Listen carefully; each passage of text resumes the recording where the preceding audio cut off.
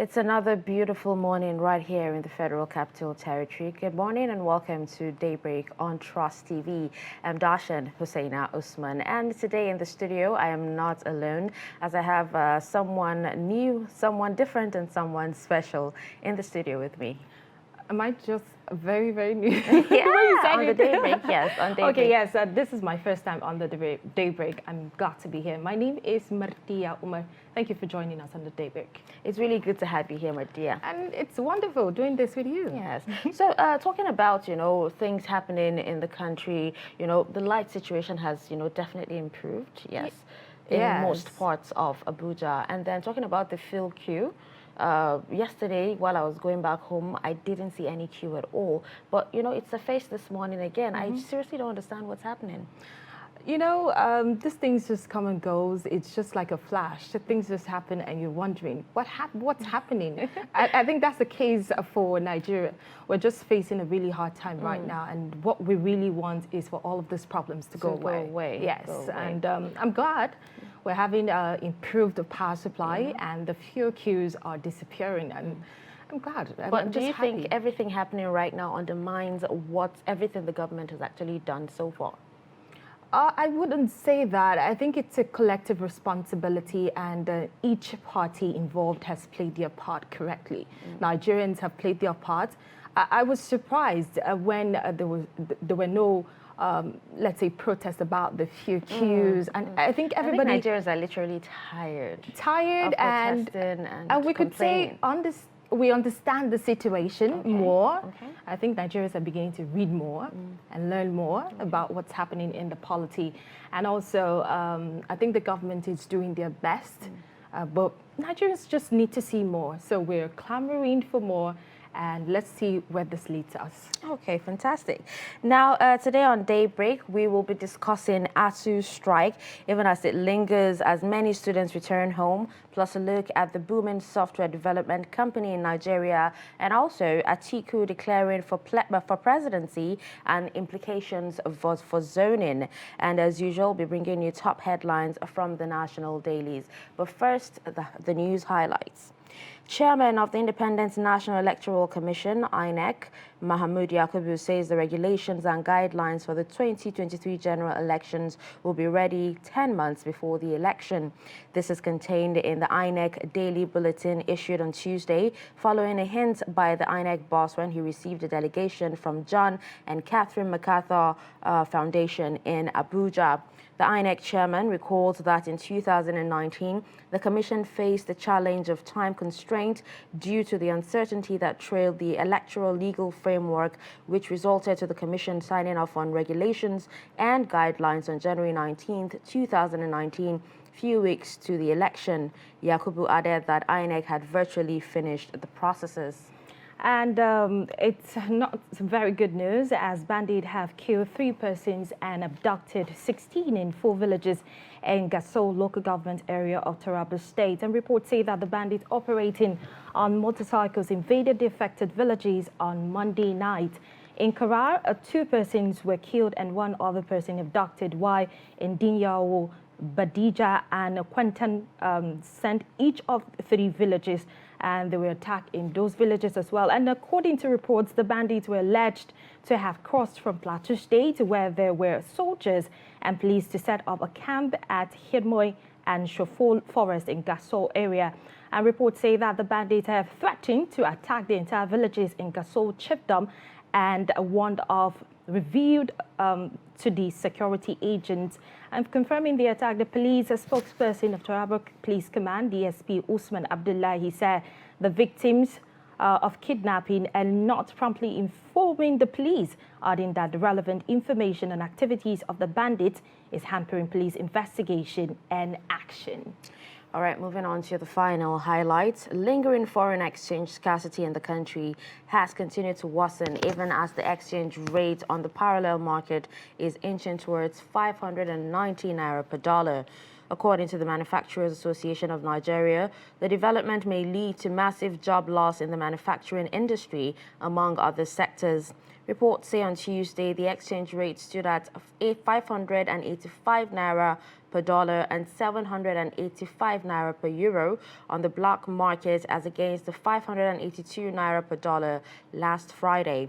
This is coming as banks have also limited customers' access to Forex, placing a cap of $20 per month for online transactions, development that comes over 8 months after the Central Bank of Nigeria stopped the sale of Forex to Bureau de Change operators and promised to boost liquidity in commercial banks. And with this, we wrap up the news highlights for today. We'll take a quick breather and then find out events that happened today in history. Do stay around.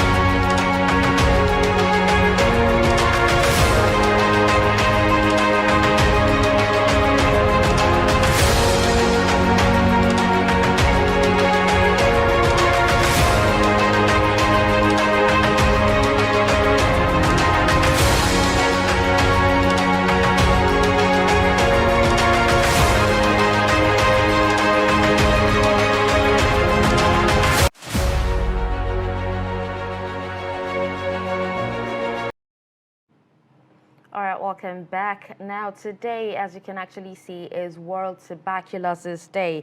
And each year, the World Health Organization commemorates today, the 24th of March, to raise public awareness about the devastating health, social, and economic consequences of tuberculosis, and also sets up efforts to end the global tuberculosis epidemic.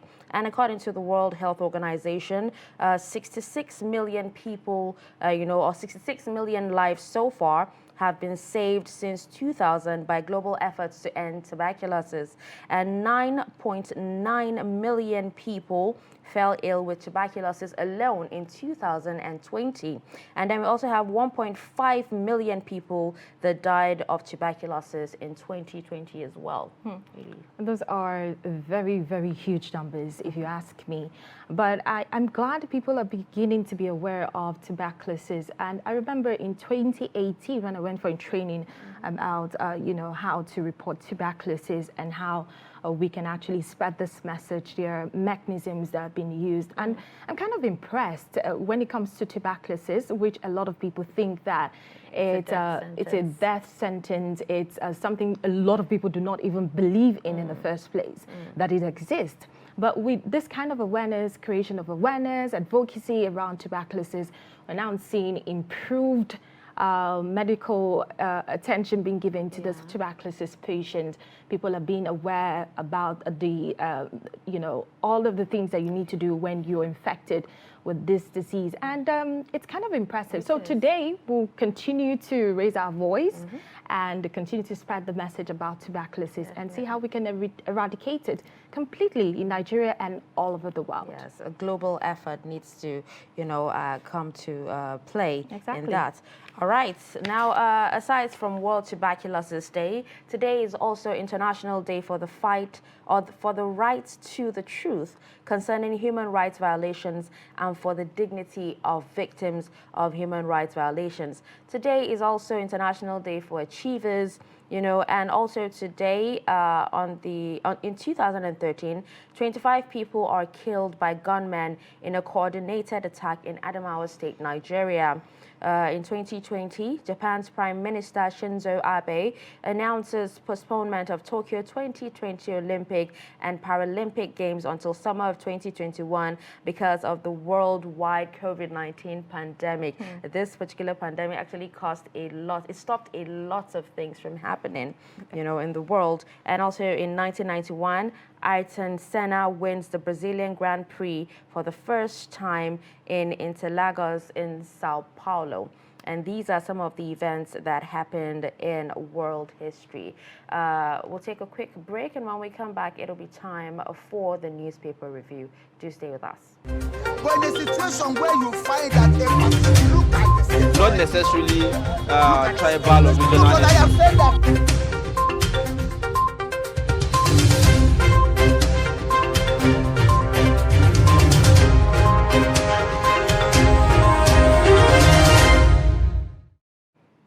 All right, welcome back. It is now time for us to have a look at what the papers are saying today. And in the studio with us, we already have our reviewer to hear from his perspective on stories around the country. We have editor-in-chief Dateline Nigeria, Nasiru Lawal, joining us on the newspaper review today. Good morning and welcome to Daybreak. Good morning. Once it's good again. to be here. Good morning. Thank you for joining. Yes. All right, so we will start with Daily Trust newspaper, and the lead story here says APC chairmanship. Governors bow to Buhari, agree on Adamu. We have writers here that also say President gives them 24 hours to finalize unity list, meets aspirants, solicits support for ex-Nasarawa governor, and orders refund of money to contenders affected by consensus. Details of that particular story can be found on page 5. At the top of that story, we have 2023. Atiku unveils 5-point agenda on page 14. And then on the Electoral Act, National Assembly to appeal judgment on contentious section.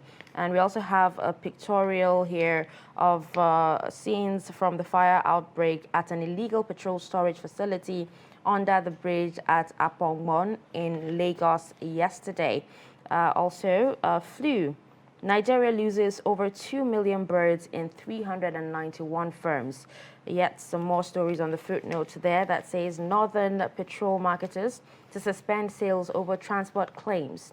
Foreign airlines trapped funds in Nigeria hit 117 billion naira. Details of that on page 22. And also bandits release 75 kidnapped Zamfara residents, withhold 6-year-old girl. Details of that on page 4. And I think we should actually start with this particular story about bandits releasing 75 kidnapped Zamfara residents and withholding a 6-year-old girl. I remember of a story of, some bandits that released some kidnapped victims while, a particular 4-year-old boy, decided not to leave the camp and, decided to stay with them instead. Could this be the case as well? Well, I actually don't think so. The bandits are always trying to put the government under pressure, probably to show the people that the government may not be able to stop them. As you know, some of them are actually seeking for ways to end this.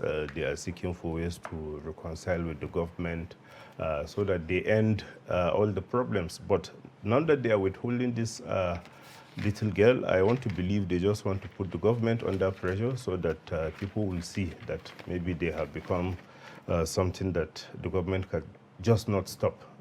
Maybe the government has to dance to their tunes. Do you think that's a way of sending a message to the government in other ways? Exactly. Okay, so we've had cases of banditry, especially in Zamfara State, where this release was made. And people begin to wonder, could it be because of the efforts the government is putting into place, or let's say the government of Zamfara State, and that's why we have the release of over 60 people from the den of the Well, actually, that's what people are saying, that because they are actually holding so many people, most of the kidnappings don't even get reported because they just happen every day.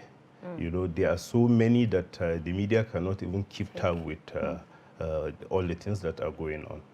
Okay, now we also have the bandits here saying that, they they told the parents that they had adopted her, and because they liked her. And the parents are actually not, among those who were kidnapped, but they just said, they adopted her because they liked her. That's well, unfortunately, a 6-year-old is too little to be able to determine whether she will want to remain in the hands of her captors. Or, so I don't think it's a good thing. They should consider the fact that this is a little girl. She needs all the care, all the love from her parents. And it will not be good because the parents are there. It's not Exactly. as if they are late. So honestly, adopting her at this time, I don't think That's it's an illegal I don't think adoption, it's by the way. well. They are criminals. and Don't you criminals see a don't respect- relationship between what happened with the Chibok girls and other schoolgirls? You know, this time Boko Haram kidnapping these girls from school, and you know what just happened. Because if they're saying that they want to adopt her, don't you see a possibility of what happened, a replication of what happened to the Chibok girls with this little girl? Well, I actually don't see that because we are talking about a 6-year-old girl, and you know that she is so little she may not be able to even take care of her little needs. So why should you keep such a little girl under captivity? Because you know, they are always under pressure from the government. The security agencies are always on their trail and all that. So they are putting the life of the young girl in even danger. So I don't think it's even a good thing for them to start, because they may want to maybe start quarrying favor from the people, and I don't think it's a good thing. So can we rule out the possibility completely? Because in the case of the Chibok girls, we've seen girls who are 10, who are 11, who were kept till they were 18, and even some people above 18. So we should rule out that possibility. No. You know, the fact is, the government, the security agents may not be able to carry out some of their activities because of things like this. Because if you have a young girl in their midst, you wouldn't want to make her a collateral damage, you understand? So probably they may want to keep her so that they tend to get some leverage from the government. That's a very, very a bad defense mechanism there, if you ask me, because this right. is really, really outrageous. It's too All right, much. let's move on to, yes, more stories. And let's talk about the lead here, talking about APC chairmanship. And, you know, governors finally bowing to, you know, the president's choice, you know, and agreeing on Adamu. Well, I don't think they are bowing to any pressure. Maybe they are just respecting the president, because in Nigeria, the governors are very powerful. Believe me, if they want to push an agenda, if they can come together, they will be able to withstand whatever will come from the president. But we are talking about election coming in 2023, so probably they are trying to put their house in order so that they will be able to face the opposition without having a divided house. You know, I've actually heard, you know, not once or not twice that, you know, the governors are very powerful, you know, and you're the next person telling me this now. Are they more powerful than the president himself? Well, if you look at the way our system works, they may not be, unless the president is, you know, will want to carry out some dictatorial tendencies to go, you know, foul of the law and all that. Honestly, he may not be able to deal with these governors because, one, they are autonomous, they have resources, and you can see even the membership of the National Assembly, actually they determine who gets there. So I wouldn't be surprised if governors can come together to say the president should even go, and they may be able to do that with the National Assembly, because most of the members from the House of Reps to the Senate mostly there because the governors supported them. So do you think, you know, something like this, because we've seen an instance in the country where if the president makes a decree and, you know, the governors bow to it, because at the end of the day, they rely on the president, especially when they're from the same party. We'll see that play out. And we've seen how that has played out in the country. So what do you think? Do you think that there's a kind of an agreement or a consensus between the president and the governors? Yeah, I think there is a form of agreement because you can see the president is actually telling them to go back and refund all those who have indicated interest to vie for certain positions. And he's also telling them to go and make up the remaining list so that at the convention venue, they may not have to do any contest, so that they just affirm. And all right. So, in your opinion, do you think that Adamu is, you know, the best choice, the best candidate? Well, that's for the politicians to determine. Yes. Okay, all right. So we'll just take one more story on Daily Trust before we move on. And, you know, out of so many things, you know, happening or going awry in Nigeria, we still have the fact that a bird flu, you know, 2 million birds have actually been lost to bird flu. Well, you know, Nigerians, if you're talking about birds, they may not even understand the magnitude of what you are trying to say. Maybe by the time you start saying chicken, you know, they know how important, important the chicken is to the menu, to the people's income and all that. Maybe by the time you start, you know, putting things that people can relate with, maybe they begin to see the magnitude of what we are talking about. But to say 2 million birds, you know how many farmers will be able to do that? So that actually affects the income of so many people. And in a country where you are talking about so many people not having employment, you know, not having enough money to take care of their families and all that. So things like this, I think the government should do what it can to see that people are, you know, able to do their commitments because they are into all these things. Okay, so we will be taking another daily, and this will be the Nigerian Tribune. We'll take a look at the lead story, which is on the Electoral Act. It says that the National Assembly to appeal judgment on Section 84, subsection 12. And the writers attached to the lead story, one says we are working to implement court order, and that's from the AGF. And then we have another rider, Gbajabiamila warns Malami against hasty enforcement of ruling. And that's the lead story. You can get more details on page 3 of the Nigerian Tribune. And we have other stories here.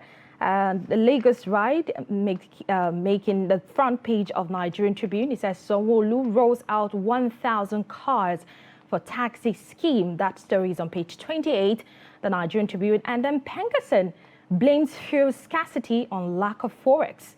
How this came about, the relationship between forex and the fuel scarcity. You get more details on page 7 this morning in the Nigerian Tribune newspaper. And then another story worthy of note is traditional worshippers dissociate themselves from invasion of OAU campus. Traditional worshippers dissociate themselves from invasion of OAU campus. And then there've been a lot of chaos, I would say not too much chaos at OAU campus. So that story is on page 4 this morning. And Lagos Free Trade Zone investment to hit $461 billion in 45 years. That's coming from NABSA. To get more details, that story is on page 5. And let's take the final story this morning. Just by the left strap, if you're looking at it the way I am looking at it, it says Nigeria is sinking ship needing urgent rescue. You want to know who made that statement? Of course, Atiku. And there's a writer attached to that story. It says 2023, a choice between unity and the vision. That story is on page 5, and that's all we'll be taking from the Nigerian Tribune this morning.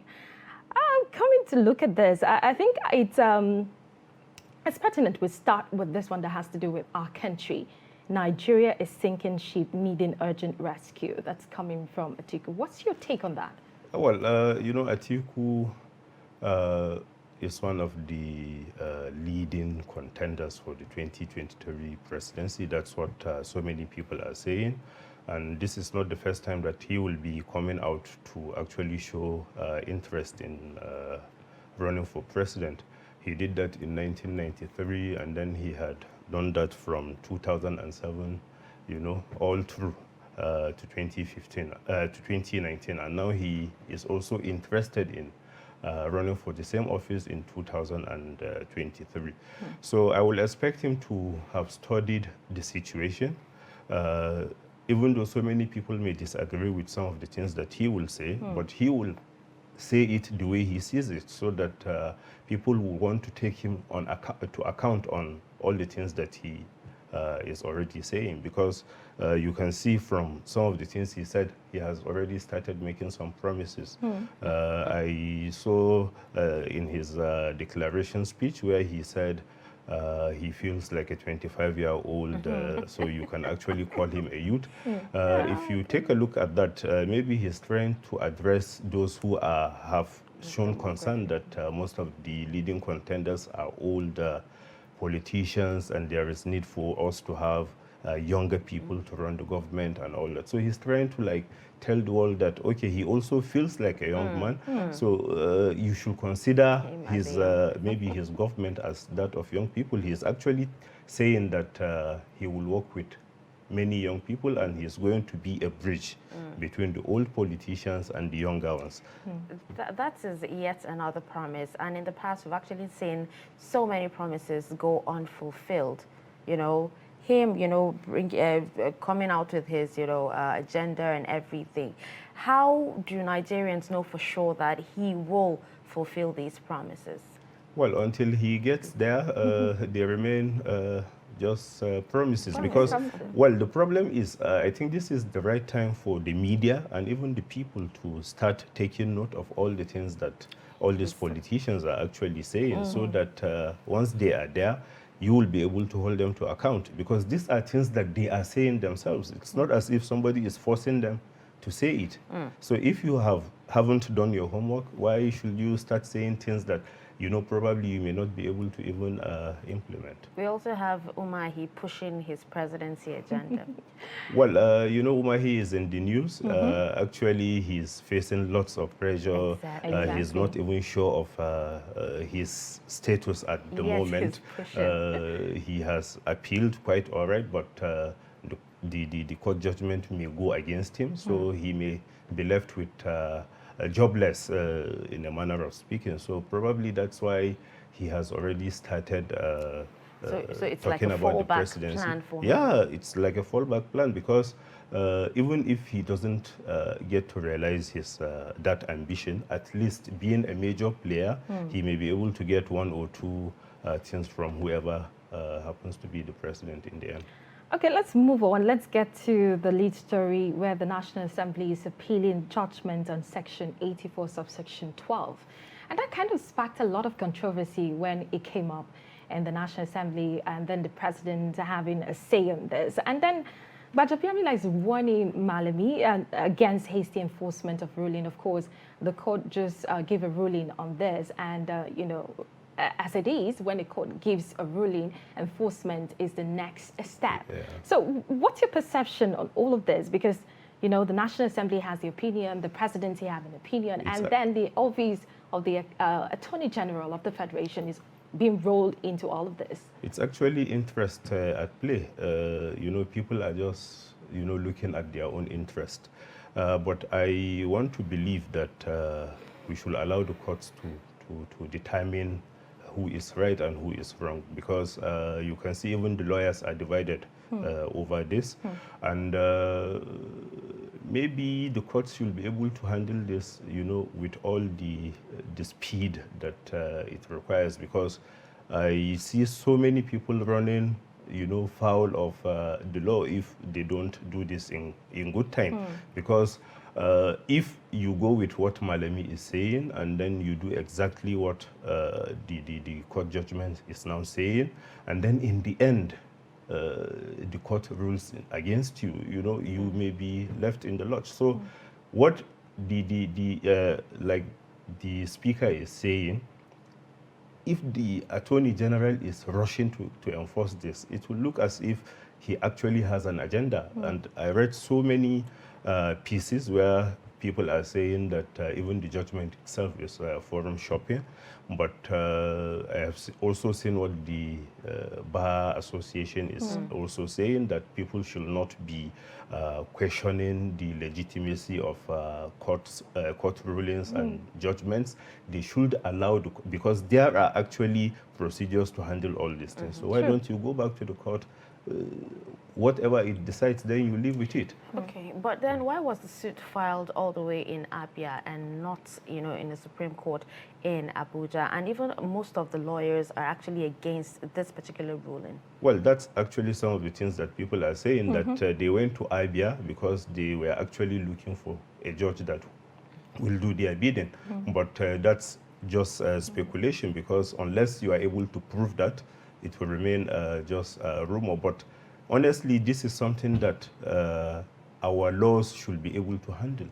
The speaker, I don't think he should even go to the extent of even warning anybody. The law is there, everybody should respect it. You know how these things are very, very dicey.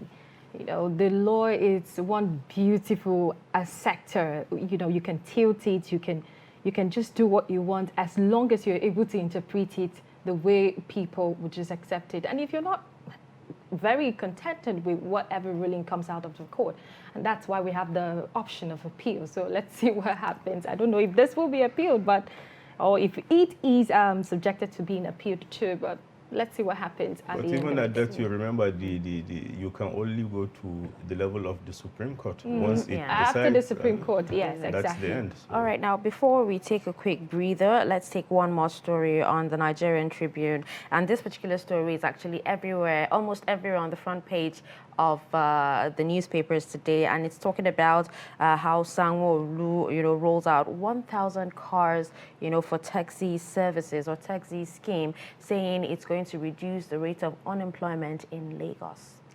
Well, I want to believe so, but we will want to know how they are going to do the distribution, because transportation is a very big challenge in Nigeria.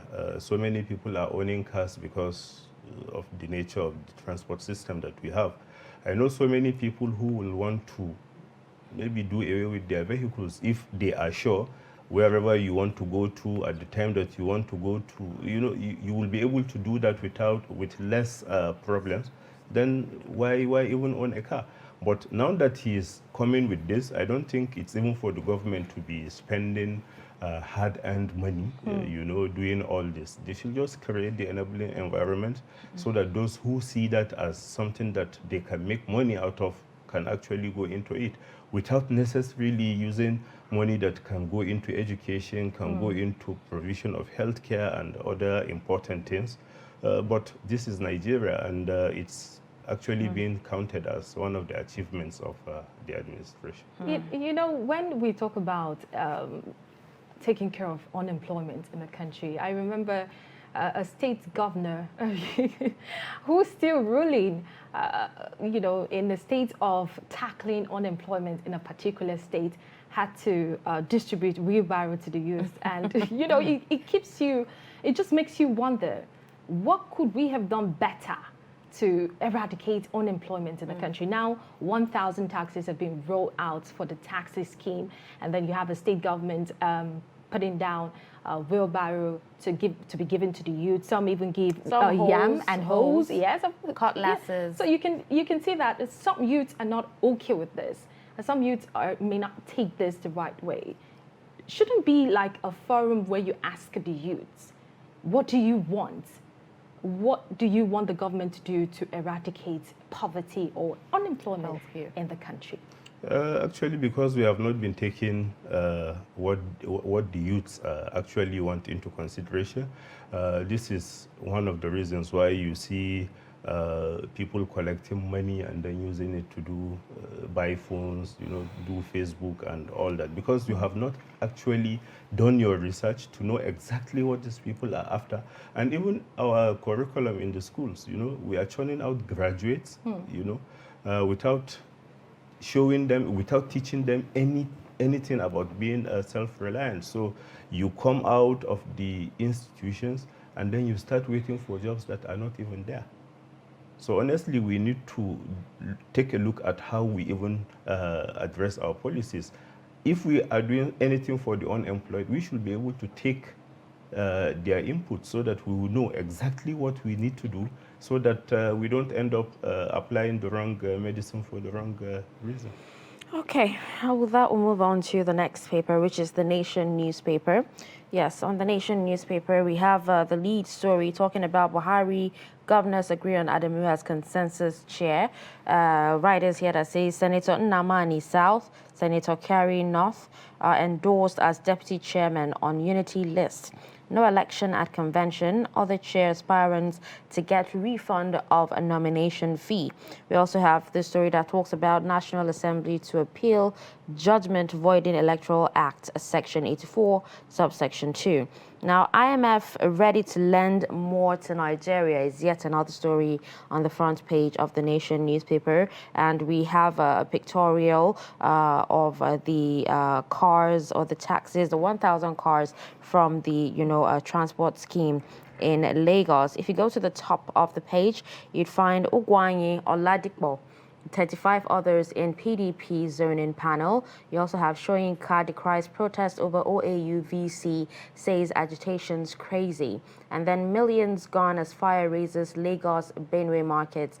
And give us another chance, PDP governors beg Nigerians. Yes, these are, some of the stories on front page of the Nation newspaper. Let's talk about, lending, borrowing, and the IMF saying they're ready to lend Nigeria more. Well, but you can also see the same IMF is telling Nigeria to do certain things. The last time I checked, they were talking about CBN reducing its interventions because they believe since COVID-19 is no longer a challenge the way it used to be in the past, probably the CBN should also lessen the amount of money it is pushing into the system. So it's for Nigeria to decide whether, they will be able to do all the things that IMF is saying to be able to have money, because we are actually challenged. Like what is happening in the oil around the world, this is something that should have earned Nigeria lots of money, but because we have not been able to refine these products, we are just like buying it at the international market. So whatever we are able to make, from the sales of all this crude oil and what have you, we are taking it back into the system to be able to buy this product, which is unfortunate.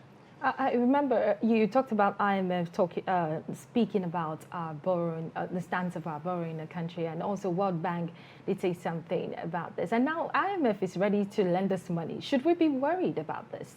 Yeah, we should, because why are they talking about? Because even within the country, people are saying we have borrowed a lot. The amount of money the government is actually spending in, servicing all these debts and what have you, they are huge, but here you have, an international lender, but what do? That's basically what they do. So they will want you to do that, so that, to keep them in business. But will they have some kind of control over Nigeria? Certainly they would, because they just don't give you money.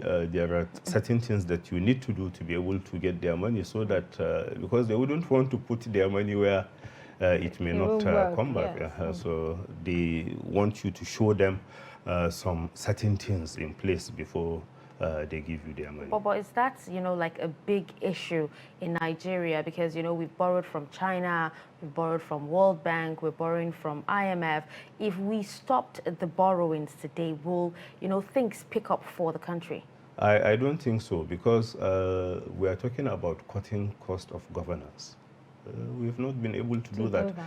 If you look at the members of the National Assembly, for instance, just a representative will be moving about with 4 vehicles. You need to foil them. At least you need to pay the people driving them, things like that. So if we are able to reduce some of the cost that we are putting into governance, honestly, we may have less reasons to go borrowing. Okay. All right, so due to time constraint, we'll move on to another daily. The Punch is our next stop. And the lead story is still talking about the Electoral Act, where the National Assembly plans appeal. TACA's George Amalami insists on amendment. There are 3 riders attached to the story. Gbajabiamila asked Attorney General not to tamper with Electoral Act. And then court ruled that provision be deleted, not part of our law. That's coming from Malami. And then the last rider says APC moves to bar appointees from voting at convention and primaries. Okay, if you want to get more details, that is on page 2 of the Punch newspaper.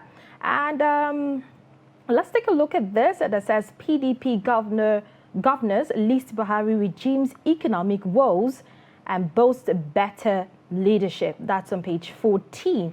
And this is really sad one. I think the people of southern Kaduna are in a lot of grief right now. We're grieving with them. And the story says southern Kaduna boys, death toll hit 37, church attacked and settlement raised. That is on page 8. And Buhari orders Silver Kyari CDS to hold crude oil theft.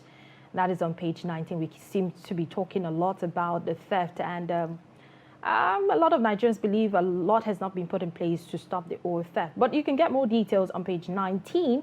And then Telecom subscribers grew by 2.3 million in January. That's coming from NCC. We'll take a look at the bottom strip where Umahi meets Buhari, says presidential ambition guards project. All right, page 14 has more details. And then Lagos shuts a damaged Echo Bridge as fire destroys market and traders lament. It's really a tragic one. You can get more details in the Punch newspaper this morning on page 4 and 5. And then the last one we'll be taking, it has to do with the autonomy. Disregard Fayemi, Akeredolu's opposition, nudge tells Buhari.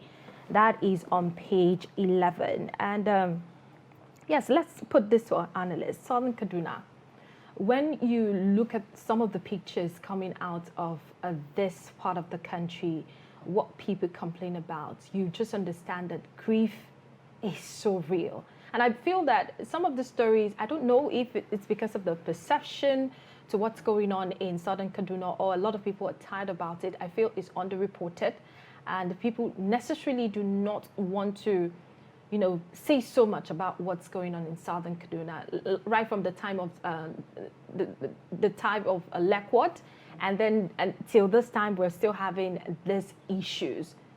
What do you think can be done to tackle this problem in Southern Kaduna? Well, to begin with, I don't think the problem in Southern Kaduna is being underreported, because if you should look at virtually all the newspapers, the story is there.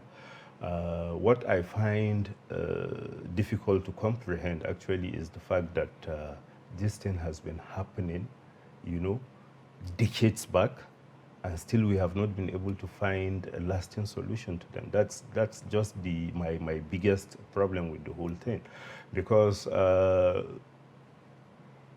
you talk about settlers, you talk about indigenous, in today's Nigeria, when Nigerians are becoming, holding positions outside this country because people are giving them the chance, but we are not able to do that for our own brothers, for our own kids and kin. So why is it difficult for the government to be able to handle this, to be able to solve this problem once and for all? That's what I actually find very difficult to understand. Now, we understand the fact that, when things like this happen, it takes a while for security forces, to move in. And in some climes, you find out that, they move in to protect the citizens from any further attack. But, in Kaduna, most times when, there's attacks on our communities like this, the next thing you hear is 24 hours curfew, 24-hour curfew. Yes, Isn't there more that the governor can actually do? Well, the curfew thing is usually a temporary thing that they do, because when tempers are high, are rising, you don't want people to go out there because the killings may actually continue. So when you ask everybody to stay home, maybe it gives the security agents the more opportunity to be able to handle the situation, because whoever is seen on the road may be seen as a suspect. He has to prove otherwise. If not, he can be arrested and things like that. So it also shows how Nigeria is being under protected, so to say. The challenges are so many. We are still talking about the need to hire more security agents. We've not been able to do that. And even when we do that, the few that we have, you see them playing roles that actually we don't even need. We still have so many policemen, for instance, going about guarding some VIPs. If there is general security in the land, why do you need anybody to be with you all the time? You understand? So by the time if we are able to secure the country, honestly, most of the security men we attach to all these so-called VIPs, we can get them to do their normal jobs. Okay, now, talking about security, we should be able to, secure or defend ourselves first before, external security forces actually come in to help us out. But how can these people actually protect themselves against, numbers of gunmen coming in on bikes and, wielding, automatic weapons? That's actually a major problem. We tend to say things that we can't even implement. You will hear today government banning motorcycles in most of these communities, and then the next minute you see gunmen on motorcycles, not one, not two, hundreds of them, moving at the same time, and then there will be nobody to even stop them. And then the country has not been able to stop the inflow of all these light and small weapons. So criminals are armed. They have so many at their disposal. And then the victims, what do you expect them to do? The government has not been able to protect them. And by the time they start, some are even saying we don't even know the process of getting these arms. And by the time you get them, before you know it, you will be surprised who is even telling the security agents. They will be at your door, and you have a gun, you have to surrender it, things like that. When criminals are allowed to roam freely with their own weapons, to attack whoever they want to attack at the time they want to do that without anything coming from government, honestly, it's sad. Okay, let's move on to this day newspaper. And the lead story still talks about the APC convention and Buhari governors agreeing to on consensus candidates. Now, right below that particular story, you have U.S. first female Secretary of State Madeleine Albright dies at 84. And then you see a pictorial right above the lead story talking about President Muhammadu Buhari, meeting with APC governors ahead of the convention at the council chambers in Abuja. And then for the sixth time, Atiku declares presidential bid. Saraki intensifies consultation and meets PDP stakeholders. At the top there, we have a story that says federal government talks tough, moves against oil thieves as Buhari deploys Silva carries CDS to Niger Delta. And then a writer that says your days are numbered, minister tells saboteurs. We also have PDP governors lament fuel crisis, reject unsubstantiated subsidy claims. All right, now let's start with the government fighting tough and moving against oil thieves. Will that solve our problem in Nigeria? Well, if you go to, at a point, people see the civil defense as a security outfit created solely for the purpose of protecting all these critical assets, as they call them. So where are they? Why are all these thieves, allowed to do as they like without anybody even going to do anything about it? And sometimes you see people that are supposed to be protecting these assets, owning assets all over the place. So the corruption that is there, I think, is beyond the government talking tough. That's not what we want. Let's see the result, because if the NNPC boss and the Minister of State for Petroleum should go to the Niger Delta, what can they do? Do we expect them to go to the critical assets and maybe keep an eye on the subordinates to do their job the way they should? Because that's the system that we should have, We should have checks and balances. Where are their superiors? Where are those who are supposed to do all this, to play all the supervisory role? Why are they not doing it? Why do you need somebody to leave his desk to go and do something that you have somebody that is being paid to do that. Honestly, what we are doing, I don't think this is time for even all this talking. Let's see the results. Let's stop all these criminals from holding us to ransom. Okay, now let's take a look at this, and I actually want to hear your own opinion on this. Now, said for the 6th time, Atiku declares presidential bid. Now, what do you think will happen if Atiku does not win this particular election? It may be his last, because by November, I think, he will be 76. And so... Well, he feels 25. Well, that's what He he's feels saying. But in 25. another 4 years, that means he will be 80. Wow. So honestly, I don't see an possibility. Atiku, you know, like being able to bulldoze his way and all that. To even start saying he feels like a 25 at But 80. we have a lot of, you know, older people, you know, 80-year-olds who are actually contesting, you know, at the moment. In the Yes, real age, but not on paper. Well, Yes. that's another thing, Yeah. because in Nigeria you really can't say, because so many people are just changing their ages, you know, left, right, and center. Some people are saying if But- we have... Yes, you know, go ahead. I also believe, like the former governor of Borno State said recently, that leadership is not about carrying a bag of cement. It's about ideas. It's about delegating responsibilities and all that. So if you are able to do that, like the Malaysian president is over 90. Wow. You know, and he's able to discharge his responsibilities. So sometimes age is not like an impediment, but honestly, it's also a bit problematic. I remember even President Buhari saying it in South Africa, that Nigerians should not expect him to be able to do what he did as a 40-something-year-old, now that he is already 70. Because even if the mind is willing, the body may not be able to do it. That's true. I was actually about to say, you know, a lot of people have said that, you know, since there is a not too young to run bill, shouldn't there be a too old to run bill? Well, we will be closing the democratic space if we do that. We are talking about democracy. Allow everybody to come out. Let Nigerians, let the voters decide. Do you want an old man for a president, or do you need a younger one?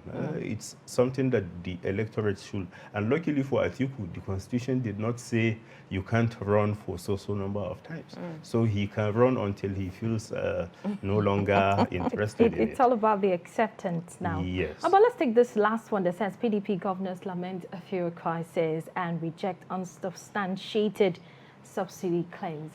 This is not the first time this is coming. You know, the opposition always. Well, criticize even some the of the present issues. ruling party, when they were in the opposition, they were actually saying the same thing to the PDP. So it's just political statements. Not that they shouldn't be saying them. They have a right to say. In fact, they should be saying them so that the government will be under pressure to do the right thing. But unfortunately, we are already in the 2023 season. You can see even security issues are beginning to take the back seat. We are only talking about politics. PDP is trying to convince Nigerians why you should give us another chance. And then the APC is also hell-bent on seeing that the PDP doesn't return to power. Okay. All right, let's move on to the Guardian newspaper. And it actually leads with more promises from the PDP.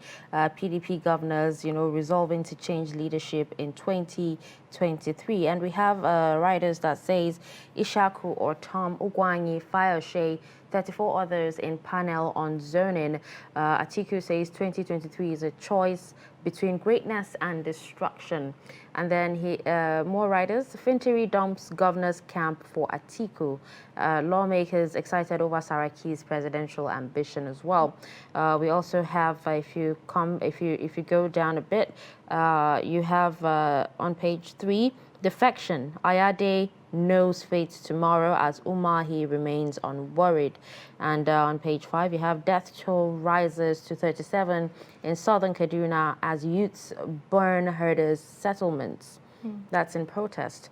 Now, news page 4 says Senate resolves to appeal against ruling on contentious section in Electoral Act, and controversy trails COVID-19 tests for travelers as nations open up. And, these are some of the stories on the front page of Guardian newspaper. Exactly, and of course it's a thing of concern when you see these burning issues. And one of the things I would like to ask about the Guardian newspaper is the fact that, Ayade is still hanging, doesn't know fate yet. And Mahi is just very not bothered about what's going on. What do you think? Because this has really gotten opinions from different lawyers, like we talked about a while ago, about lawyers or the law. It depends on how you interpret it. A lot of people have opinions. Lawyers in particular have opinions about some of these things that happen. Defection, lawmakers, following in the suit of the governor because of defection. So what do you think? What's your perception to this one? I think it's very important. Without trying to say which way the court judgment should go, I am actually one of those who believe that politicians should lose their seat anytime they dump their parties. Because if you look at our electoral system, it's not your name that is actually on the ballot. It's the party that you represent. So why should you, after riding, on a platform, and then all of a sudden, all the votes that people give to a particular party, you are dumping all that and you are changing camp as if nothing has happened? Honestly, I think we need sanity, and with laws like this, we will be able to restore some sanity to the system. Whoever decomes from his political party, honestly, he should be ready for the next election, because he should be replaced. Why should a party, that sponsored you to be on the ballot, then lose simply because you are changing camps? Honestly, I don't think. When you pointed that out, that people vote for party, it reminds me when you go to some of these polling units, they're asking you the logo of a particular party and not the name of the person contesting or vying for a particular position in that party. So I think this has to be resolved as soon as possible, where we have in the Constitution, stamped. And it amazes you where these lawyers get this part of the Constitution from, that says that the votes belongs to a party and then somebody coming out to say that the individual is the one the party is flagging. So I think the vote comes. So there's a different way of interpreting this. But let's just come to consensus and just decide before the next election. So I'm actually surprised that it's not part of the Electoral Act amendment. Nobody even mentioned that, because politicians know that they are the ones doing all these things. So probably they don't want to put themselves in a tight situation. So they allowed that to probably continue. Okay, now about that particular clause 84 subsection 12. Now I want you to share your thoughts on that particular clause. Do you think it should remain or it should be stricken off? Well, there are two things. I think it's okay for whoever is interested in running for position to resign a month to election, because so many lawyers have argued, in that manner, to say that doing otherwise will be like discriminating against some people. But then, I also believe that all the political appointees that are being used as delegates, during elections, during primary elections and what have you, honestly, I think we should put a stop to that. Because I remember in Kaduna State, there was a certain governor that used to have over 10,000 community assistants. If you know what that means, it means they are likely to become delegates during election. So who can be able to stop him? Because you are sure of all the people are going to vote for you. So by the time we allow political appointees to be taking part, in elections as delegates, honestly, will not be helping the system, because that will mean perpetuating whatever the governors want. All right. Thank you so much for, joining us on the show today. It's always a pleasure, having you on Daybreak and, you sharing your perspective on the segment, Newspaper Review. Thank you so much. Thank you for having me. All right, so that was Editor-in-Chief, Dateline Nigeria, Lawang Nasiru, giving us his perspectives on, the papers today. We'll take a quick breather, and when we come back, it'll be time for our first discussion. Do stick around. But in a situation where you find that a person look like the same, Not necessarily tribal or regional. but I have said that.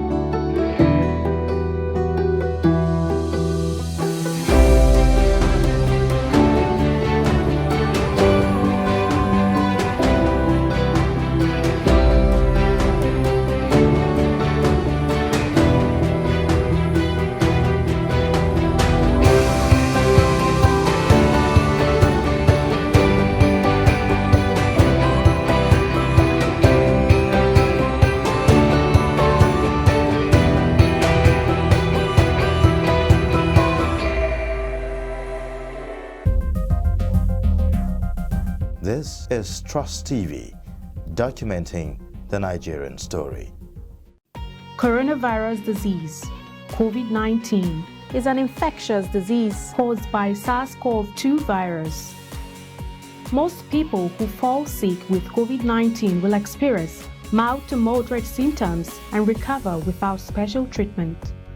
However, some will become seriously ill and require medical attention.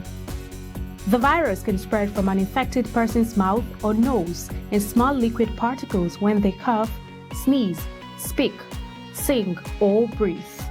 These particles range from larger respiratory droplets to smaller aerosols. You can be infected by breathing in the virus if you're near someone who has COVID-19, or by touching a contaminated surface and then touching your eyes, nose, or mouth. The virus spreads more easily indoors and in crowded settings. Maintain a safe distance from others at least 2 meters even if they don't appear to be sick. Wear a mask in public, especially indoors or when physical distancing is not possible. Clean your hands often. Use soap and water or an alcohol-based hand sanitizer. Cover your nose and mouth with your bent elbow or a tissue when you cough or sneeze. Stay home if you feel unwell. Get vaccinated. Properly fitted masks can help prevent the spread of the virus from the person wearing the mask to others. Masks alone do not protect against COVID-19 and should be combined with physical distancing and hand hygiene. Protect yourself and others around you by knowing the facts and taking appropriate precautions. Follow advice provided by your local health authority. This message is brought to you by Trust TV.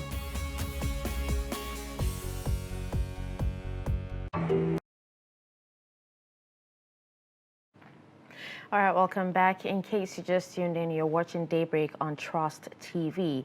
Now, parents, distraught students, critical stakeholders, and experts in education sector are worried that the federal government and the Academic Staff Union of Universities, ASU, have failed to get it right on how tertiary education should be run devoid of needless altercation. Now, years of strikes by the ASU have failed to right the wrongs and allowed dozens of Nigerian universities to discharge their primary responsibility of educating the people. Amidst all this, the Senior Staff Association of Nigerian Universities and Non-Academic Staff Union of the university are set to join the strike if nothing is done. Now, National President, Senior Staff Association of Nigerian University, that's SANU, Comrade Muhammad Ibrahim, joins us here in the studio to, give us his perspective on the issue. Good morning and welcome to Daybreak. Good morning. Thank you for joining us. Nice to be here. All right, now we're hearing that the Senior Staff Association of Nigeria, that's SANU, and the Non-Academic, Staff Union are threatening to embark on a strike. What are your grievances? Well, it's nice to be here, and I commend you for the good job you've been doing. Thank you. Senior Staff Association of Nigerian Universities, SANU, and NASU are the non-teaching arm of the 4 university-based unions. We have 4 based university unions, ASU, SANU, NASU, and NAT. And historically, in 2009, there was an agreement signed by these 4 unions with the federal government, basically on issues surrounding improvement in condition of service, and then payment of certain allowances to members of staff who work in this university, in the Nigerian universities, public universities. Now, within the framework of that 2009 agreement, a lot of issues that should have been history are still, not seeing the light of the day. And there is a proviso in the agreement that after every 3 years, even that 2009 agreement should have been renegotiated. But unfortunately, 12 years down the ladder, nothing of such is done. In fact, the worrisome part of it is that not even up to 40% of the 100% agreement that was reached has seen the light of the day by any of the 4 unions. Now, agitations naturally will crop up. And if you fast forward to October 2020, SANU and NASU, under the umbrella of JAC, Joint Action Committee, went on strike, warning strike for 2 weeks. And government decided to invite us. We met with government and we had about 6 grievances. One is that immediately after the consummation and moving us to the Integrated Payroll Personnel Information System, IPPIS, meaning payment of salaries of staff or staffers in all the universities, were now done by the federal government directly from IP's office under the Office of the Accountant General. Staff members in the universities started having issues. One, either the payments were not made as at when due, or payments were done haphazardly, and then you realize also salaries were mutilated, salaries were fractured, vice chancellors were paid salaries of cleaners, cleaners were paid salaries of registrars, bursars were paid salaries of security men. So a lot of things, and some people were completely not paid. As I'm talking to you, we still have people who have not accessed their salaries for close to 6 months in some universities. Then, outside that, we also had the issues about the non-payment of the minimum wage arrears. In 2019, government enacted a law to pay new minimum wage to civil servants and public servants. Now, members working in the universities are public servants, and automatically we were supposed to have been captured and be paid immediately. But it took 10 months before the payment started. That was in March 2020. Now, the 9 or 10 months arrears that was supposed to have been cleared, till today, it has not been cleared. So people have complained, unions have made their complaints, and it did not even stop only among the university staff, but staffers from colleges of education, polytechnics, and the universities were the ones that were sidelined. Other core public civil servants were all paid, the arrears and have been cleared. Outside that, also had issues surrounding members of staff in the non-teaching arm who work in the state universities.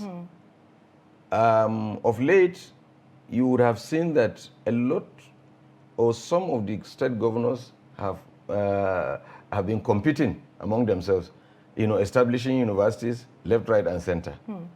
You have a state that is struggling to pay, salaries to other civil servants and taking charge of other issues, establishing more universities. One state having 2, 3 state universities outside the federal universities that exist in that state. And then members of our unions started having issues about their salaries. Just yesterday, I had cause to mention that our members in Ambrose Ali University in Epoma, Edo State, were not paid for close to a year. Sorry, I need to ask a question there. You talked about state governors bringing up universities, and then, we have the federal government universities, which, of course, you have members across all of these universities. And one point I want to make is that I just want a clarification. The NUC gives license to most of these universities. So isn't there a unification between the 4 unions in all of these universities? Well, NUC's role is actually a regulatory body. Okay. And like I also mentioned at another place, is that what we are made to understand, NUC cannot deny licensing any university. To the extent that if, for example, the 774 local governments in Nigeria wants to establish university, the law in NUC does not stop them from issuing license once they meet the criteria for establishing such universities. But it is one thing to establish a university and it's totally another to run it effectively. So these are some of the problems. Now, those unions are there to cater for the welfare and well-being of members of staff who work within the system. Like I mentioned, the teaching staff have what they call ASU. The senior non-teaching staff has SANU, we have NASU, and then we have the technologists who work in the laboratories. Now, we operate independently. Every union is there to cater and ensure that the welfare and well-being of its members is protected.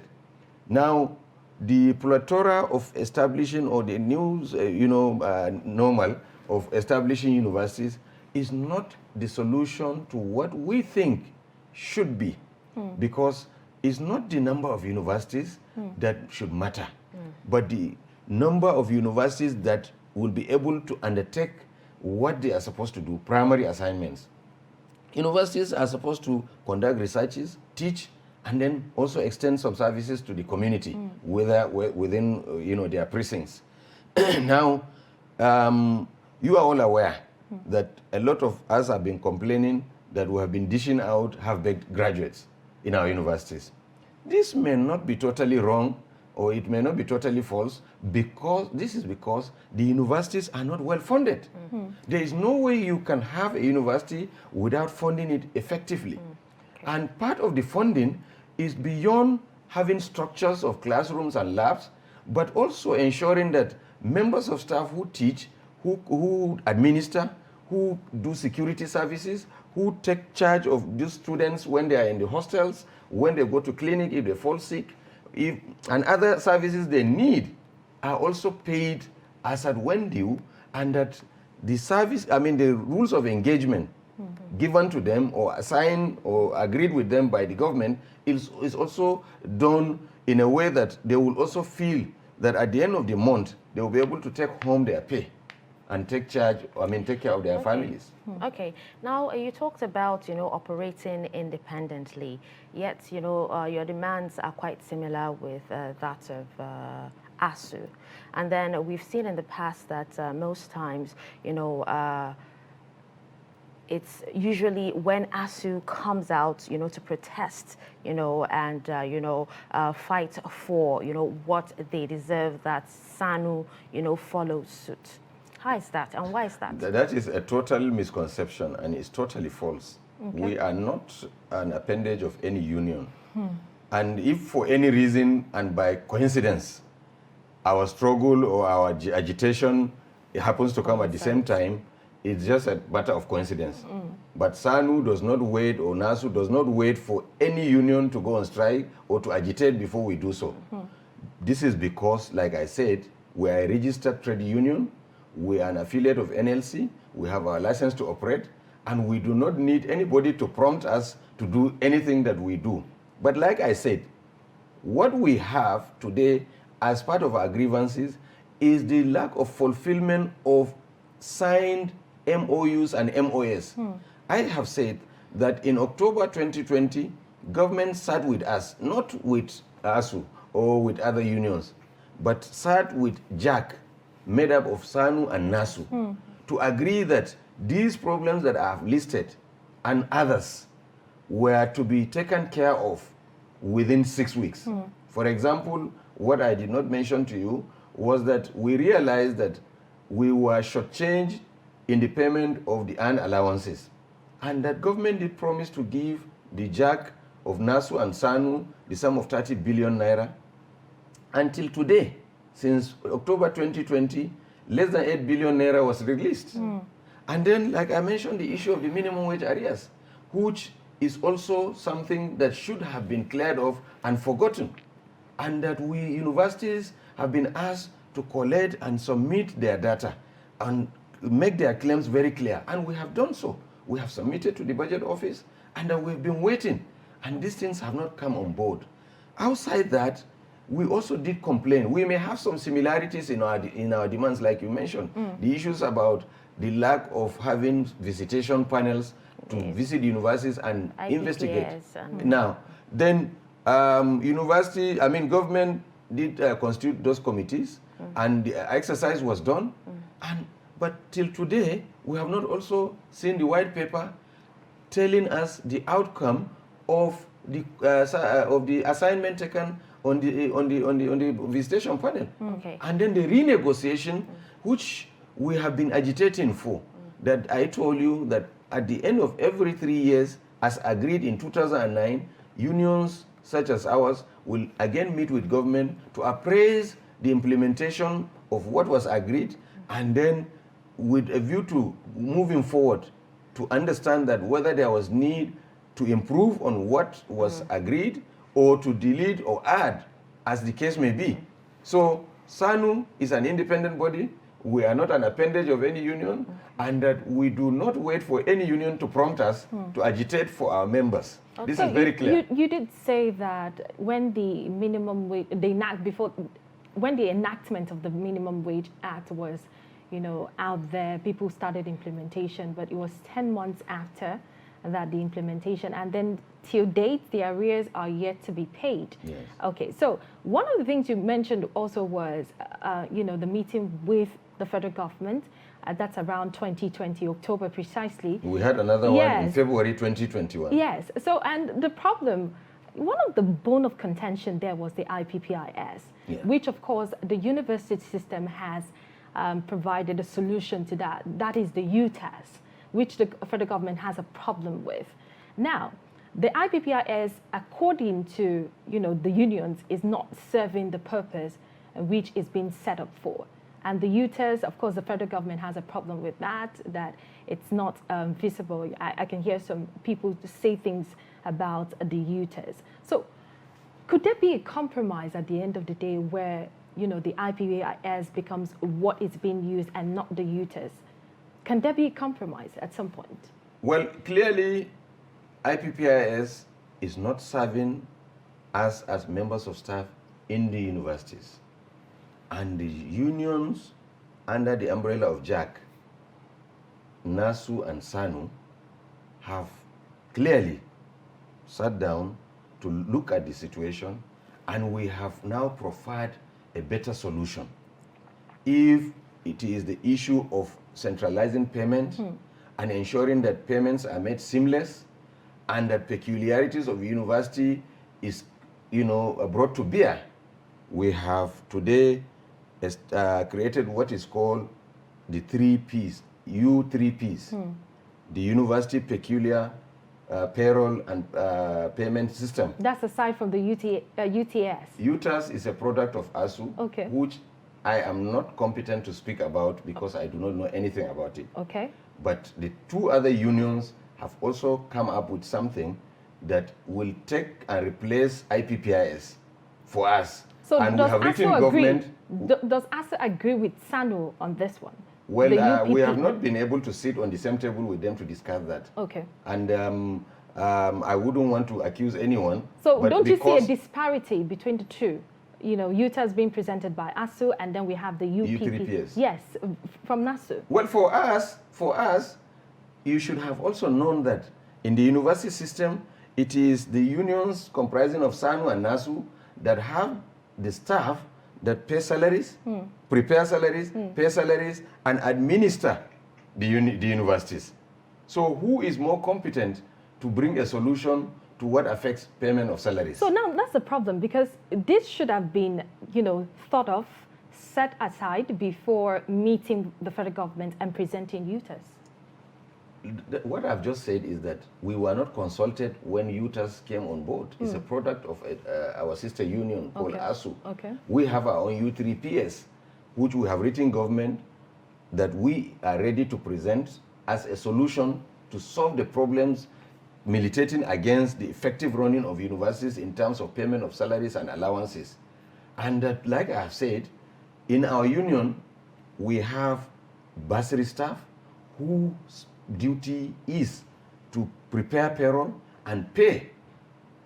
If government wants to pay, we are giving them an IT solution that will pay. Because what is happening with IPPI is that IPPIS was done to cater for the civil service. And under IPPIS, there are certain allowances that are peculiar to university system that is non-existent in the IT solution. For example, areas where you have the privilege of going on sabbatical leave. In IPPIS, if you are working in University A and you happen to go to University B, which is allowed by the law establishing universities and the agreement signed by government, you are not going to access any allowances or privileges that is supposed to go to you.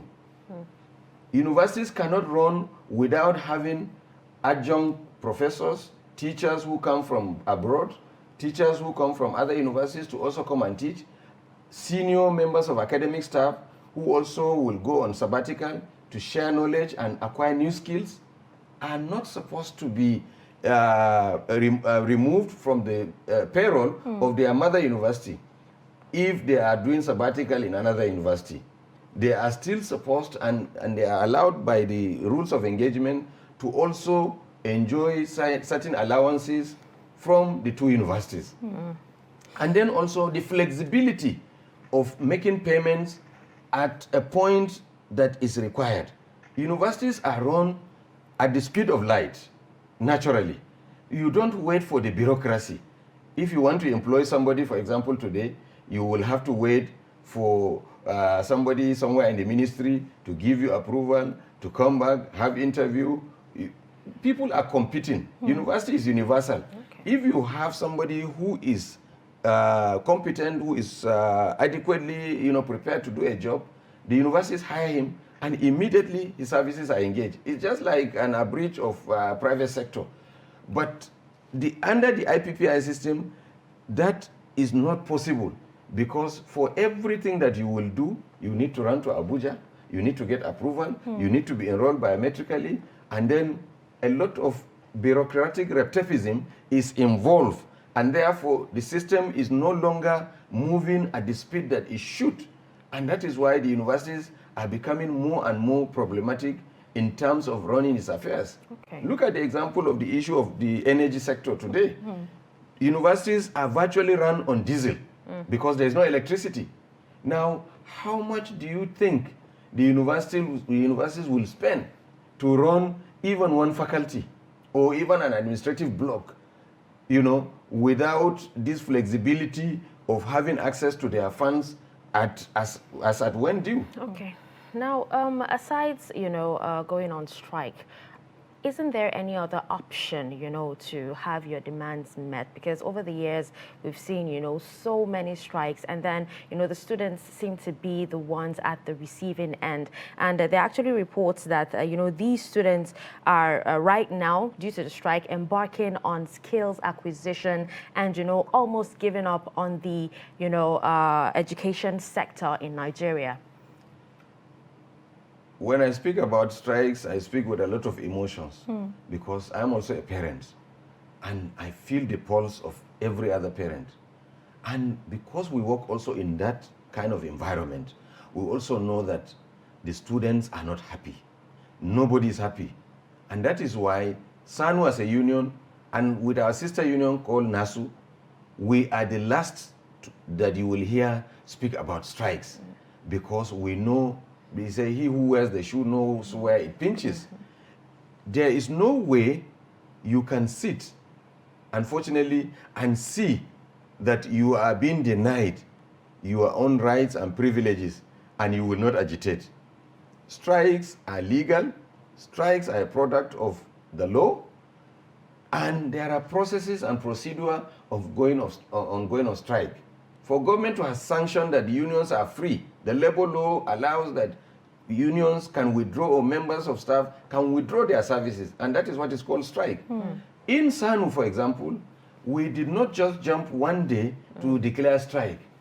We have had protests in our campuses, we have written government, we have lobbied key officers of government, we have also now given a notice which will terminate by the 27th of this month, which is a Sunday, by 12 midnight, that if by that date our agitations, our complaints are not looked at, are not solved, we will withdraw our services for 2 weeks at the first instance. Failing which, we will now have to go back to the drawing board and then also take our destinies into our hands. When you hear SANU or NASU going on strike, it is something that has become inevitable. Not because we want to go on strike, because we are also part of the community. We are Nigerians and we feel for the students. It is quite sad, it is avoidable, and we're urging on government to ensure that they don't allow this situation to deteriorate to the level of closing down the system completely. But people must eat. We must feed our families. Exactly. We must take care of our own kids. We must take care of our health. We must, attend to other needs of our families and ourselves. And that is why we're agitating. SANU calling in for a strike, SANU and ASU calling in for a strike will bring a total halt to the university education, tertiary institutions in the country. And of course, this agitation, it's really worrisome. We're worried because SANU, NASU occupy strategic positions in the universities, and without their input or without them coming to work, even the ASU cannot even operate. Can't go to schools and not have administrative staff and all that. Okay. All right. With that, we will be wrapping up this discussion. Thank you so much for joining us on Daybreak and sharing your perspectives on, the happenings, especially in the education sector. Thank you. All right, so that was National President, Senior Staff Association of Nigerian Universities, SANU, Comrade Mohammed Ibrahim. We'll take a quick break, and when we come back, we'll move on to the next discussion.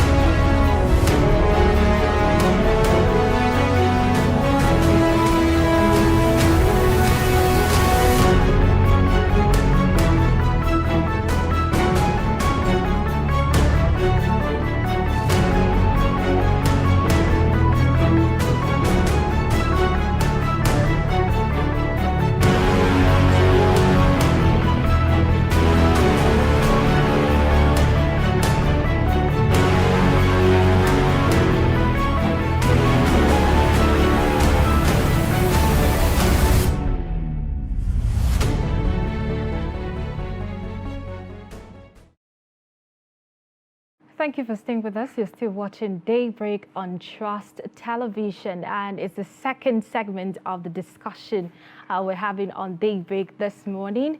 And before now, there's been a lot of people declaring for president, and the latest is that of the People's Democratic Party, where a former vice president of Nigeria Wednesday in Abuja officially declared his intention to run for the People's Democratic Party presidential ticket ahead of the 2023 general elections. And Atiku's declaration comes 7 days to the 2-week deadline given to the PDP zoning committee to make recommendations for the zoning of the various elective positions before the elections. So we'll take a look at this context of zoning, and but to do that, to talk more about the declaration of the former vice president of Nigeria, Atiku Abubakar, and also the zoning, we're being joined by a PDP stalwart, Umar Sani. Thank you so much for joining us. You're welcome. So we also have someone from Port Harcourt, is on standby. He will join in the discussion as well. But let's start from you, sir. You know, the vice president, the former vice president of Nigeria, Atiku Abubakar, this is the 6th time he's running for president in the country. And after what happened the last time, a lot of people had doubts if he was going to come out to declare his intention to run for president. What's the motivation for the former vice president of Nigeria, Atiku Abubakar, this time? Well, let me express my sentiments to say, although I'm not his spokesperson, Okay. But I believe Atiku Abubakar is motivated by what is generally happening within the country. The general unemployment rate, the poverty situation, the insecurity, the corruption within the public sector, and of course, the economy that is fast declining. And so Nigerians need somebody who can fix all these things. Generally, the unity of the country is at stake. So many separatist movements for self-determination and so forth and so on. So these are genuine issues and germane to the unity, stability, growth and prosperity of Nigeria. And as such, we need a leader. And the general issue is that of leadership. We have not gotten the right leadership. That is why there are these agitations of marginalization and so forth and so on. If we have gotten the right leadership that understands and appreciates the issues on ground, all these issues will not have arisen. Most especially those for self-determination. Yes. All right, so now we also have joining us from Port Harcourt, the spokesperson of PANDEF and also a member of the PDP, Ken Robinson. Good morning and thanks for joining us on Daybreak this morning.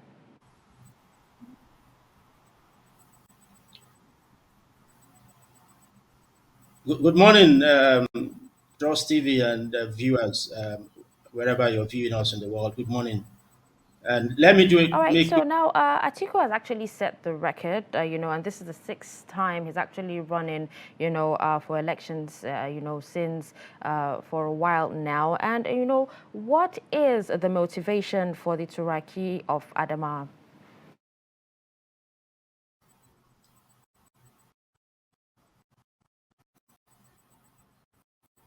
Okay, so we're having difficulties, with our guest all the way from Port Harcourt.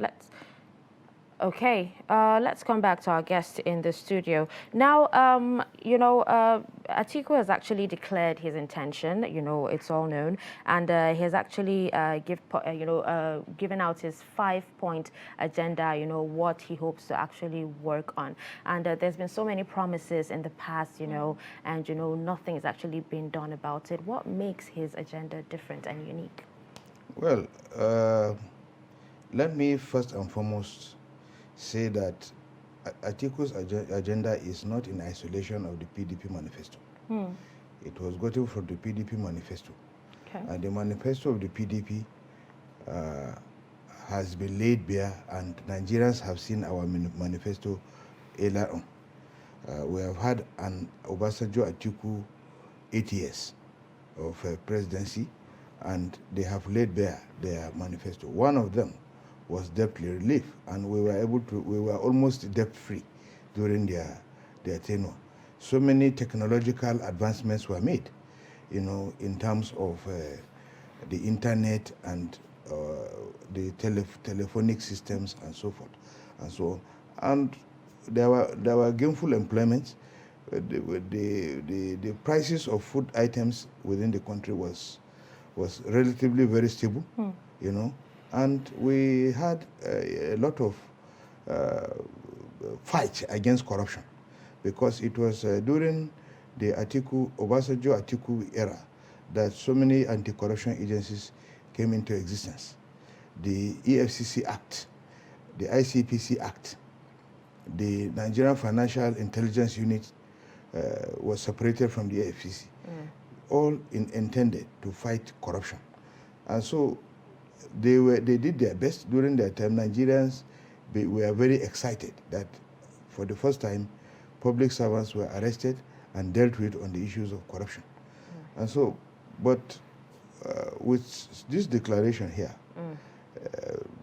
the issues of corruption, the only convictions we have had of high-profile corruption of public servants were those that were generated by the PDP, of Darie and Reverend Jolie Iyame. They were all cases that came up during the PDP era. So I think, by and large, if you take a holistic look at it, you will see that the PDP has always run a very good, transparent, and humane government that has made Nigerians always, ask for more of the PDP. Well, there was a time Nigerians wanted change, and they wanted change, and they got the change, and the change now metamorphosed into next level. Now the next level has now reached its own final level, and so we are now at the verge of taking over, because with nostalgia, Nigerians are remembering the past. And the Hausa adage has it that any time you remember the past, the present is not good. All right, let's. We've been able to reconnect with our guest from Port Harcourt, Mr. Ken Robinson. Good morning once again, and thank you so much for joining us. Holders meeting, to finalize zoning would actually hold later in the day. And, there are questions about why some presidential aspirants are actually jumping the gun, before the meeting.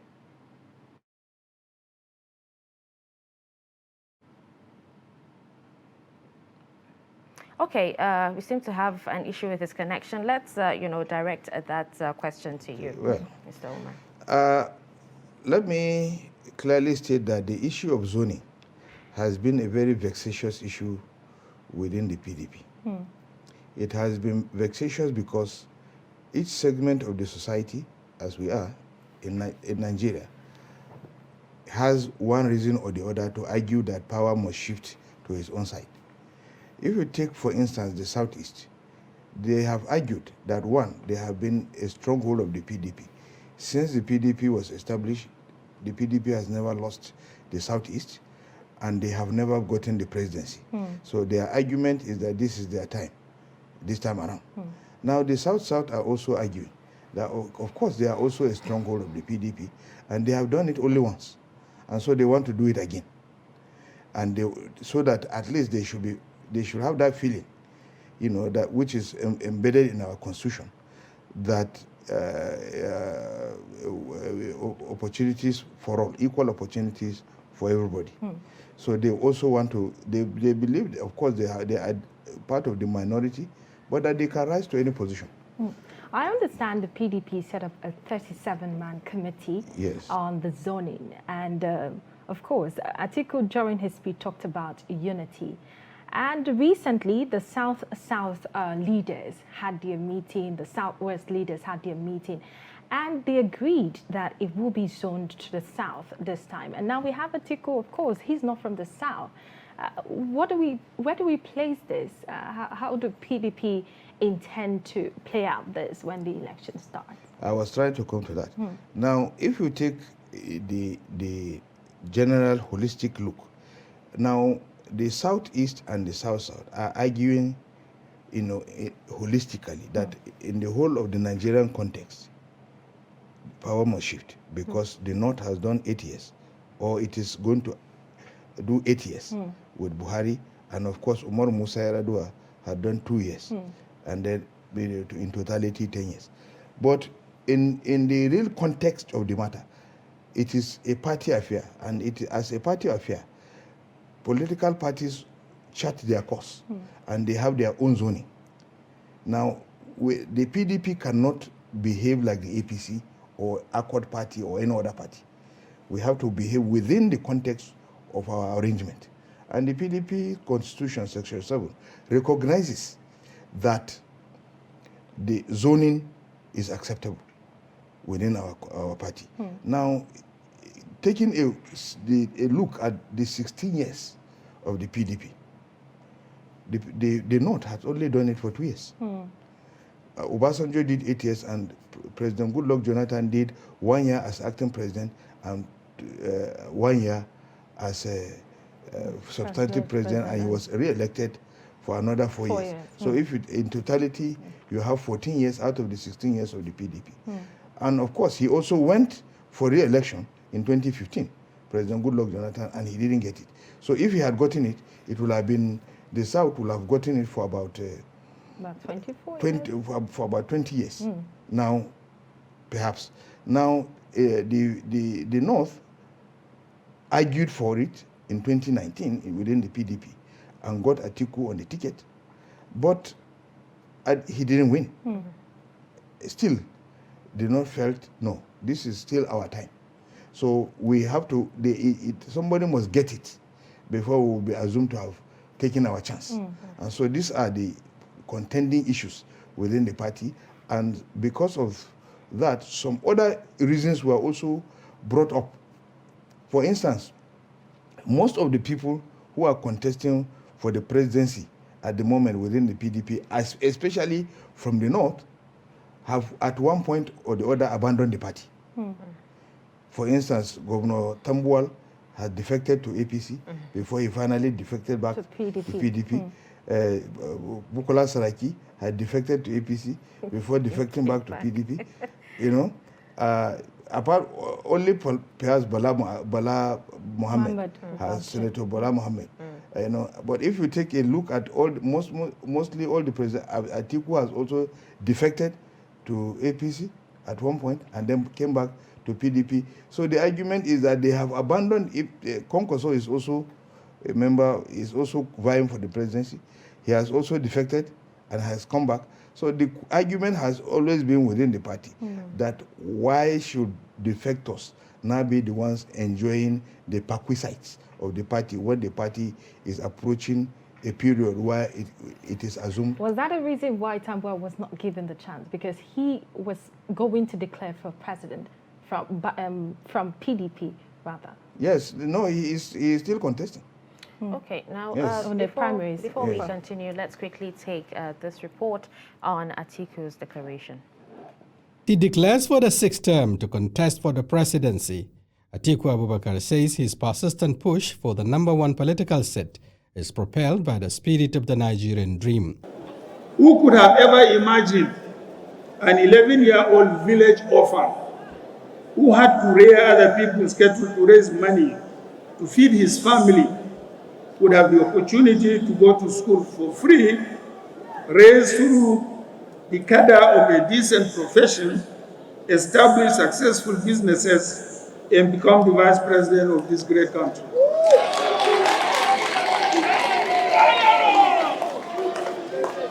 That is the Nigerian dream, and that is my story. He says such a dream, shared by many Nigerians, could only come through if there is visionary and credible leadership in place. Our fundamental principles and purpose as a nation have never been challenged as it is today. Presently, Nigeria is a sinking ship. It must be rescued urgently.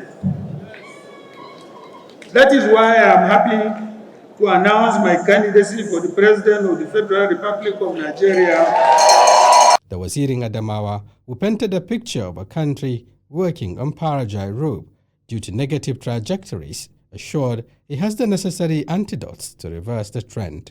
I want to focus on 5 key areas: unity of Nigeria, security, economy, education, and devolving more resources and powers to the federative units. As the PDP decides on where to zone its presidential seat in the face of conflicting interests, such decision is critical to what he described as his last chance to keep hope alive. Stakeholders in the party say it has to choose between zoning and winning the 2023 presidential contest. Shafiu Suleiman, Trust TV News, Abuja. To talk about how it's all about ensuring that the PDP wins in 2023, because as it's clear to all of us, the APC is too much engulfed in its own internal crisis that cannot provide leadership for this country. And my view is you cannot administer your party, you cannot administer the government. So we have to make sure that we too get the house in order, and the only is to ensure unity. And that's the purpose of us coming together to discuss the need that we must put the country's interests before our personal interests. We have met and we're going to continue to meet, and as we said, we're also going to brief Waziri Adamawa of our findings, of our resolutions, of our issues, to see how we're going, and other, not only him, and everybody else that's interested in contesting, so that the PDP is a united family going forward, because the issue now is that we have a great responsibility to fix this country, and we cannot do that if we are all bickering over because of our personal interests. Welcome back. This is still Daybreak on Trust Television. You've seen the report. And right now we're being joined by the spokesperson of the former Vice President of Nigeria, and also a candidate who will be vying for the presidential position in 2023. Paul Ibe is here. Thank you so much for joining us. Thank you very much. Okay, so from what we've seen in that report, your principal did talk about a lot of things that he would do if he becomes the president of the country. He talked about security, economy, talked about unity, and he talked about a whole lot of things. How does he plan to achieve all of this? Well, thank you very much. I mean, there is no doubt that the biggest challenge that we face presently, the people and the country, has to do with, unity. We've never been this divided, in this country. And coupled with the fact is the other issue of, insecurity. And whether you like it or not, there are relationships between the two. Some policies, of the present government has alienated a lot of people. And, those people have decided to, to become a, nuisance, to our society. Banditry, it's all over the place, kidnapping, and by a stroke of a policy, you can bring people, you can integrate them into the system. And we've seen situations where people have been shut out, out of the system, politically, economically, and that does not portend well, for our society. Nigeria is a multi-ethnic, diverse country, and you need to take into consideration carrying everybody along as you, as you put policies, forward. Nobody must be made to feel like they are second-class citizens. Otherwise, they will make things very difficult for the rest of us. So there is a need to get people, back into the system. There is a need to give Nigerians a sense of belonging. That's where the issue of unity comes in. And then, of course, that has implications, to the security. And it's all about leadership. Okay. With the right leadership, you can be able to espouse policies, that will promote, the transformation of the economy, that will fix all of the damages, that we've had with the, with the structure, the issue of the, devolution of powers, of giving more resources, and more responsibility to the states. Okay. I mean, whether you like it or not, a lot of development, a lot of all of that, happens, in our country has to come from the, the lower rungs. And so the states, the subnational groups need to be given more responsibility and more resources to be able to accomplish the tasks that they have set for themselves. Okay, now Atiku actually referred to Nigeria as a sinking ship and, asked Nigerians to choose between unity and division. He also said that, if PDP should lose their chance in the next elections, that they might not have a chance, again to win any other election. Now, right now, what chances will the PDP have against APC, that is actually prepared to zone, to the south? Well, it's about priority. As a political party, the PDP needs to come together to look at all of the options that are available to it. But the most important is the winnability, the ability to win an election. Every political party goes into a contest with a view to winning an election so that they can be in government and be able to implement whatever policies they have set for themselves. So if the PDP does not win an election, the issue of being in government, it's totally, it's neither here nor there. It will not be possible. So they need to position themselves in such a way that they'll be able to win the election. And so they have to look at all of the, the challenges, before them, and then be able to prioritize which of them is more important. And if you ask me, it's the ability to zone to a candidate who, above all other candidates, it's able to present them with the best opportunity of winning an election. But even before Atiku's declaration, there are reports that even within the PDP, there are people, stakeholders who didn't want him to run for the elections or vie for presidency. Well, I don't know what that means. The Constitution is very clear about who is qualified to run an election, and you want to take away, the constitutional rights of an individual to contest election. That's a new one. Okay, let's come back to you, sir, about PDP taking a risk. I've heard from different quarters, or let's say the political giants out there talking about PDP gambling or doing this again with the former Vice President Atiku Abubakar. Do you see a light at the end of the tunnel? Do you see PDP, coming out victorious at the end of this? You see, as it is now, Nigerians have lost confidence in the ruling party. And as such, the only alternative is the PDP. The PDP has provided leadership, which were glorious for 16 years. And so Nigerians have had the opportunity to make a comparative analysis and say, okay, 16 years of these people and 8 years of these people. And at 8 years, we're almost heading to the abyss.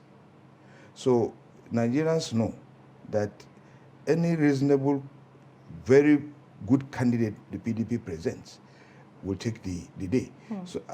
So far, from the candidates available, I do not see anybody that towards above Waziri in terms of experience, exposure, and in terms of intellectual capacity. Okay, Mr. Paul Ive, do you see your principal coming out victorious at the end of the day? Sorry, I didn't hear the come again. Do you see your principal coming out victorious? He just said that for now there are no candidates that he has seen that can contend with your principal. Do you agree with him?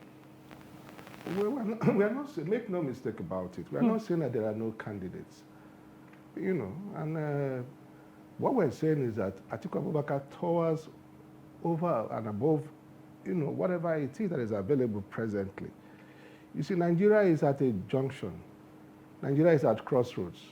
Like somebody said yesterday at the declaration, event. Nigeria is at an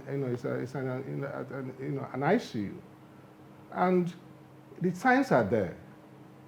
The signs are there. They're very clear, And this administration appears to have lost it all, in terms of all of the things that it has hoped to, to do as a government.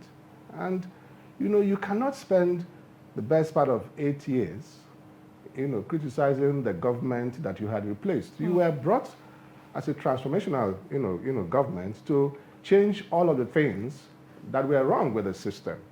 But 7 years down the line, nothing appears to have changed. It's getting worse, by the day. So what do you need? You need a man with the capacity. You need a man with the experience, a man who has done it. Okay. Look at the trajectory of his, of his political life, and a man in his private capacity, has a knack for bringing people together, has a knack for creating jobs. So right. these things he can replicate, when he has opportunity, to preside over the affairs of our country. All right. Thank you very much. We appreciate your presence here in the studio and discussing this issue with us this morning, Mr. Folibe. Thank you very much for being here. All right, so that was spokesman of Atiku, Abubakar, Paul Ibe, and also PDP stalwart in the studio, Omar Sani. Thank you so much for joining us once again. With that, we've come to the end of, Daybreak right here on Trust TV. Thank you so much for tuning in. We'll be back again tomorrow, same time, same station. I'm Dashan Husseina Usman. And I am Martia Umar.